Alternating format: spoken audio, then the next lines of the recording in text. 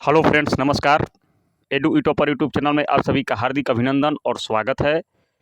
हम लोग आज सक्सेस मीटर के अक्टूबर माह के अंतर्गत भारतीय इतिहास एवं संस्कृति, राष्ट्रीय स्वतंत्रता आंदोलन, भारतीय राज्य व्यवस्था एवं संविधान, पर्यावरण, भारत एवं विश्व का भूगोल, भारतीय अर्थव्यवस्था, सामान्य विज्ञान एवं जलवायु परिवर्तन से 10 महत्वपूर्ण प्रश्नों को पढ़ेंगे। जो लोग अभी तक मेरे चैनल पर नए हैं, चैनल को लाइक, सब्सक्राइब तथा शेयर कीजिए। और हाँ, इसका पीडीएफ यूट्यूब के डिस्क्रिप्शन बॉक्स में है, आप वहां से जाकर टेलीग्राम ग्रुप में जुड़ सकते हैं, वहां पर इसका पीडीएफ उपलब्ध है। आज का पहला प्रश्न है कि हड़प्पा काल की मुहरों यानी मुद्राओं के निर्माण में मुख्य रूप से प्रयोग किए जाने वाला पदार्थ का नाम क्या था?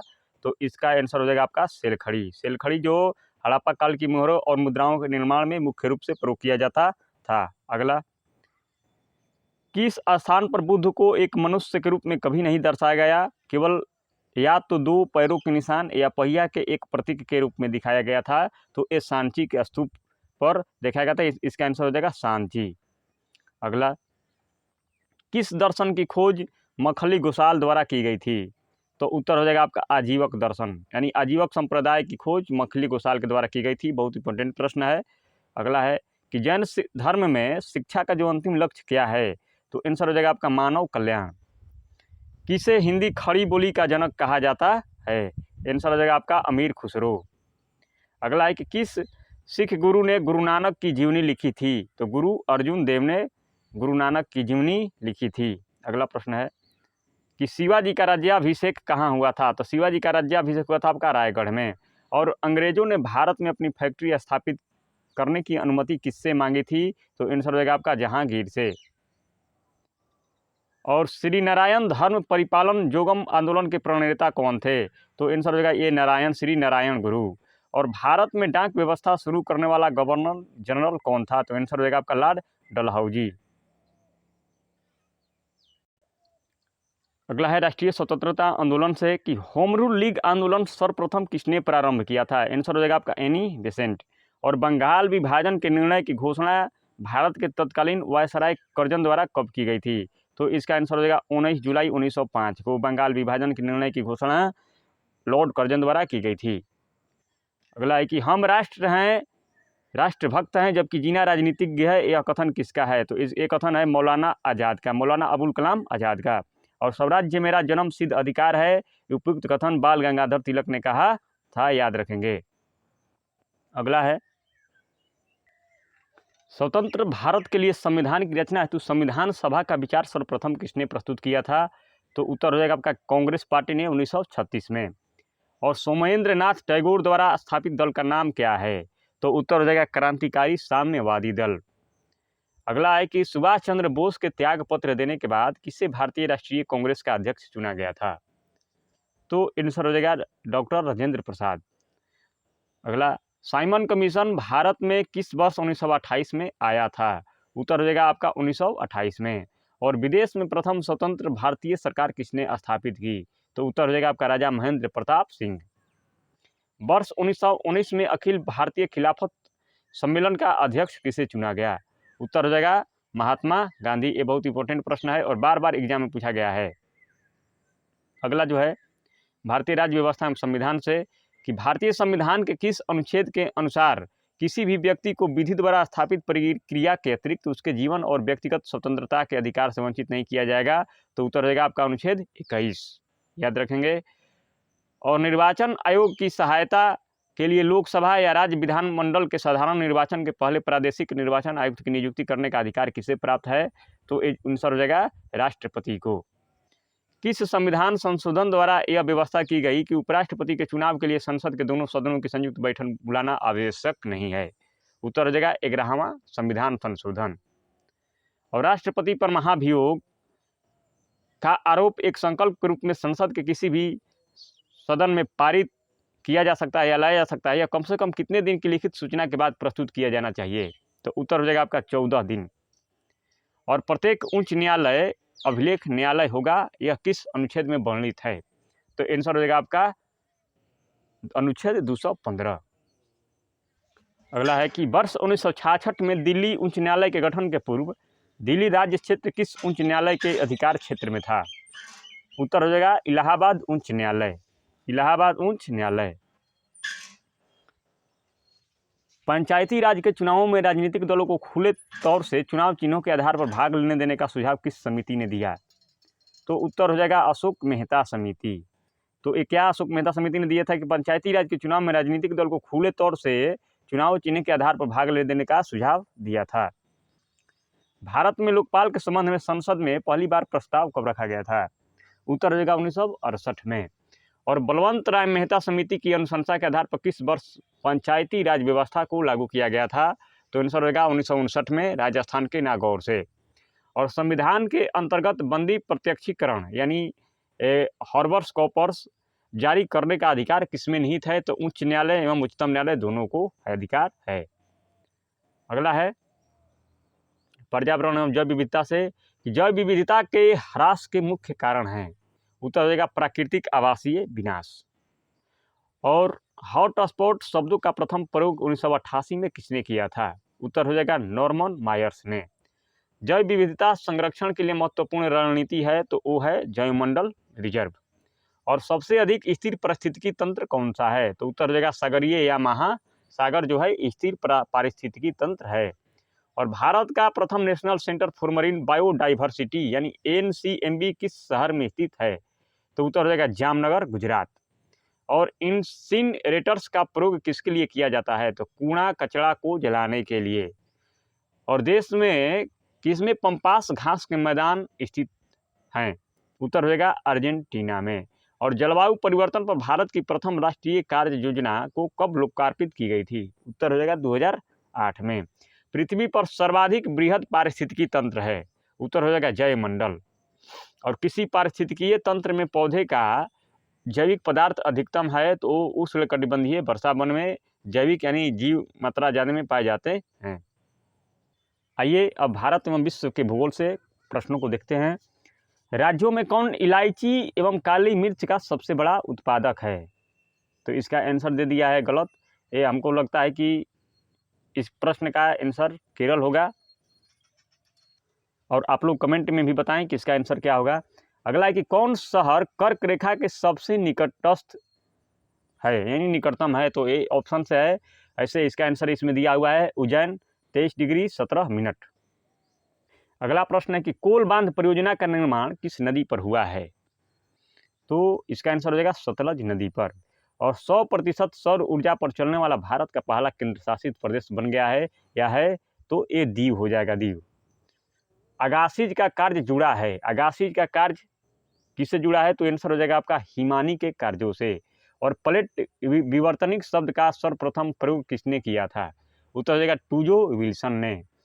पलाया से जुड़ा हवा द्वारा निक्षेपित मलबे से बना क्षेत्र क्या कहलाता है? तो उत्तर हो जाएगा ए बजादा। और सारण सिंचाई नहर यानी किस नदी से निकलती है या कहाँ से निकलती है? तो आंसर हो जाएगा गंडक से। ए गंडक से निकलती है। और कौन से देश को यूरोप का भारत कहा जाता है?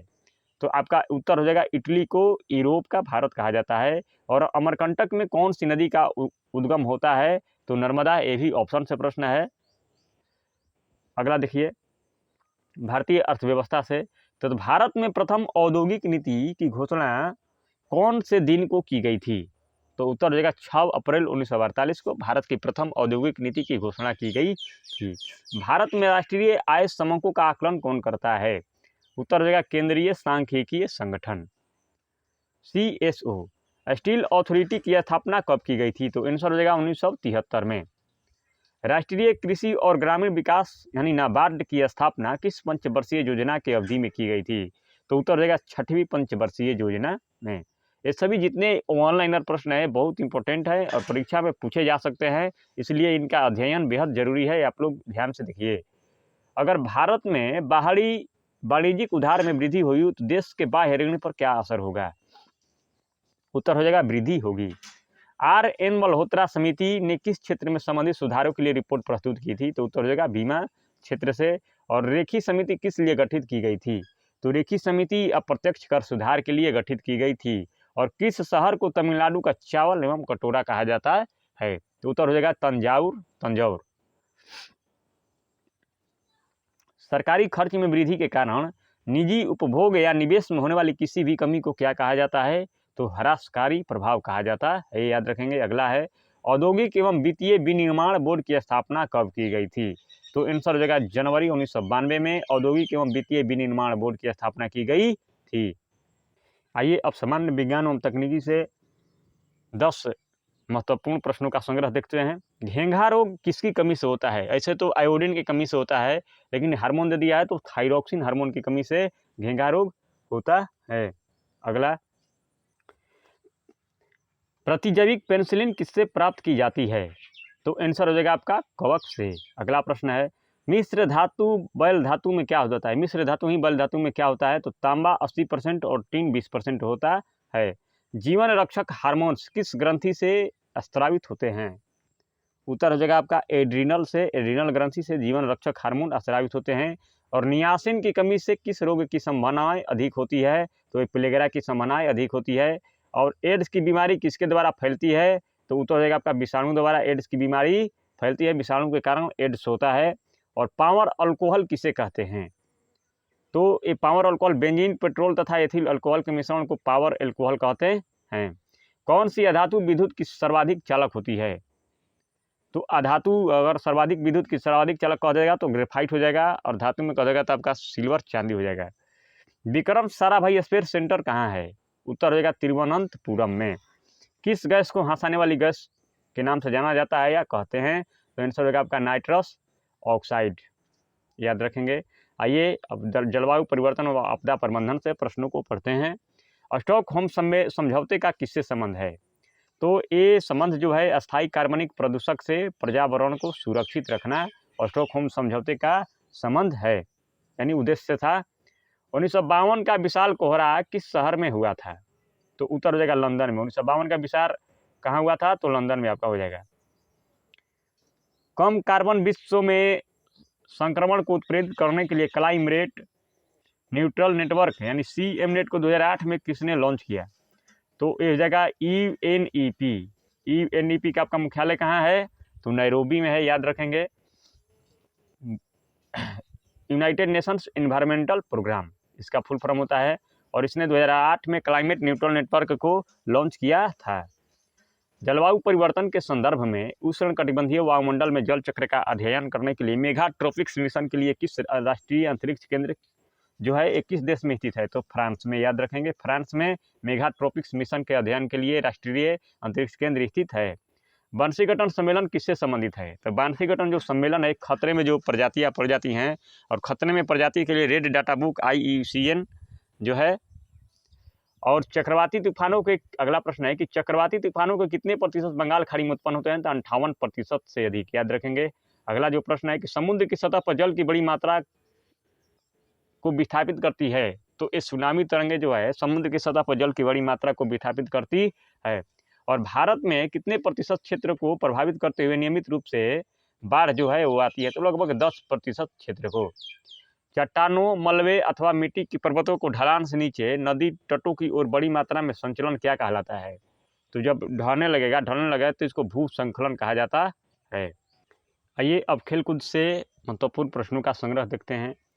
पंच, कट, नॉकआउट और फ्लाईवेट शब्द का प्रयोग किस खेल में किया जाता है?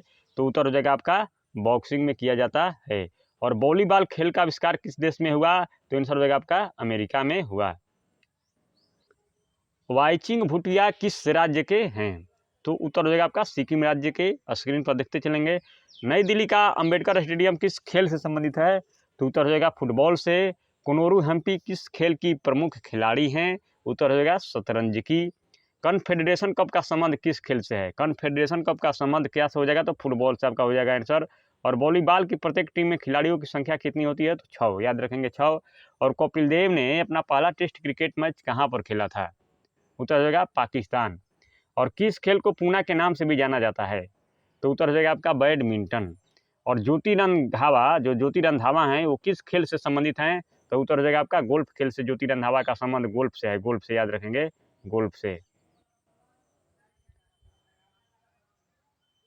अगला है कंप्यूटर से संबंधित प्रश्न को देख लीजिए, जो महत्वपूर्ण प्रश्न है पढ़ेंगे। जो डिवाइस 2 या 2 से अधिक नेटवर्कों को जोड़ता है उसको क्या कहा जाता है? तो उसको गेटवे कहा जाता है, गेटवे। विश्व का पहला सुपर कंप्यूटर कौन से वर्ष को तैयार हुआ था? तो उत्तर देगा 1976 में। और भारत में निर्मित प्रथम कंप्यूटर का नाम क्या है? तो सिद्धार्थ, याद रखेंगे सिद्धार्थ। कंप्यूटर के अंदर प्रयुक्त आईसी चिप किसके बने होते हैं? तो सिलिकॉन नामक धातु के बने होते हैं। और अगला प्रश्न है कि कंप्यूटर प्रोसेस द्वारा इंफॉर्मेशन में परिवर्तित किए जाते हैं, तो इंफॉर्मेशन में डेटा परिवर्तित किए जाते हैं। HTTP का उपयोग इनमें से कौन करता है? तो वेब पेज जो है HTTP का उपयोग करता है। अगला है कि कंप्यूटर का मुख्य पटल किसे कहा जाता है? तो मुख्य जो होता है वो मदरबोर्ड होता है। और सॉफ्टवेयर का प्राथमिक उद्देश्य क्या है? उद्देश्य डाटा को किस में बदलना होता है? तो सॉफ्टवेयर का जो प्राथमिक उद्देश्य होता है वो डाटा को सूचना में बदलना होता है, सूचना में। और सॉफ्टवेयर कोड में त्रुटियां ढूंढने की एक प्रक्रिया कौन सी है? तो ये हो जाएगा आपका आंसर डिबगिंग। डिबगिंग जो है सॉफ्टवेयर कोड में त्रुटियां ढूंढने की एक प्रक्रिया है। और संपूर्ण कंप्यूटर प्रणाली के लिए संप्रेषण नियंत्रण कौन करता है? तो इसका आंसर हो जाएगा मदर बोर्ड। आइए कुछ प्रश्न विविध से देख लेते हैं। तो कौन से गुप्त शासक जिसने लिच्छवी वंश की राजकुमारी से विवाह कर लिया था? तो उत्तर हो जाएगा चंद्रगुप्त प्रथम। अकबर ने दक्षिण भारत के किस राज्य पर आक्रमण किया था? तो अहमदनगर पर किया था, जिस समय उस अहमदनगर की शासिका चांद बीबी थी। और किसका कथन है कि अनुच्छेद 356 एक मृत पत्र की भांति रहेगा, इसका प्रयोग अंतिम साधन के रूप में किया जाएगा? तो उत्तर हो जाएगा डॉक्टर भीमराव अंबेडकर, BR अम्बेडकर। अगला है किस दिन संविधान सभा ने राष्ट्रीय ध्वज को अपनाया? तो उत्तर हो जाएगा 22 जुलाई 1947 को राष्ट्रीय ध्वज को अपनाया गया था। अंतर्राष्ट्रीय मुद्रा कोष यानी IMF की स्पेशल ड्राइंग राइट्स यानी SDR किस रूप में होती है? तो बुक कीपिंग एंट्री के रूप में होती है। लडोगा झील का संबंध किस देश में स्थित है या है? तो ये लडोगा जो झील है ये रूस में स्थित है। सना किस देश की राजधानी है? तो सना अमन की राजधानी है, अमन की सना। और सर्वप्रथम लोकायुक्त का गठन 1971 में किस राज्य में किया गया था? तो उत्तर हो जाएगा आपका महाराष्ट्र में सर्वप्रथम लोकायुक्त का गठन किया गया था। गाजर किस विटामिन का अच्छा स्रोत है? तो विटामिन A का अच्छा स्रोत है। और भारत में राष्ट्रीय वन नीति किस सन में लागू की गई थी? तो सन 1952 में भारत की राष्ट्रीय वन नीति लागू की गई थी। तो दोस्तों आज तक मेरा एक महत्वपूर्ण प्रश्नों का संग्रह रहा। ये हमने सक्सेस मिरर के अक्टूबर मंथ यानी अक्टूबर महीना के महत्वपूर्ण तथ्य संग्रह के भाग से लिए हैं। और जो आप लोगों को अच्छा लगे तो आप लोग लाइक, सब्सक्राइब तथा शेयर कीजिए। और हाँ, यूट्यूब के डिस्क्रिप्शन बॉक्स में टेलीग्राम लिंक है, वहाँ से जुड़कर आप PDF का प्राप्त कर सकते हैं। जय हिंद, फिर मिलेंगे अगले कड़ी में कुछ नए के साथ।